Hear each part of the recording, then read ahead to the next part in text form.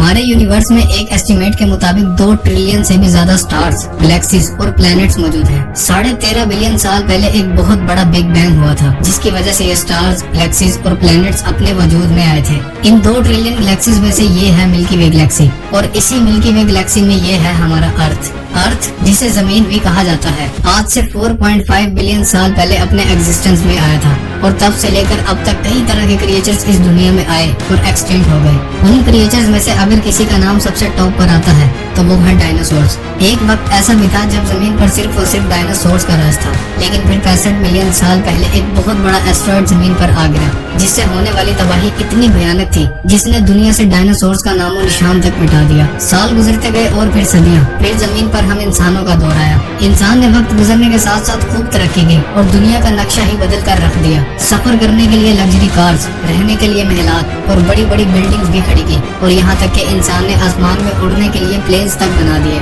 आज इंसानों की पॉपुलेशन 8 बिलियन से भी ज्यादा हो चुकी है और मुसलसल बढ़ती ही जा रही है। लेकिन एक लम्हे के लिए ये इमेजिन करें कि अगर दुनिया से तमाम इंसान अचानक गायब हो जाएं, तो क्या होगा? इंसानों के गायब हो जाने के बाद क्या ये जमीन बाकी रह पाएगी, और हम इंसानों के बगैर ये जमीन कैसा नजारा पेश करेगी? साइंटिस्ट की एक रिसर्च के मुताबिक इंसानों की दुनिया से गायब होते ही वो प्लेन्स जो आसमान में उड़ रहे होंगे वो अचानक जमीन पर आ गिरेंगे। एक एस्टिमेट के मुताबिक हर दिन तकरीबन 1 लाख प्लेन्स टेक ऑफ और लैंड करते हैं, और एक ही वक्त में 9 से 11 हजार प्लेन्स आसमान में उड़ रहे होते हैं, जिनमें 1 मिलियन के करीब पैसेंजर्स मौजूद होते हैं। और जब हजारों की तादाद में ये प्लेन जमीन पर गिरेंगे तो ये किसी खौफनाक जंग का मंजर पेश करेंगे।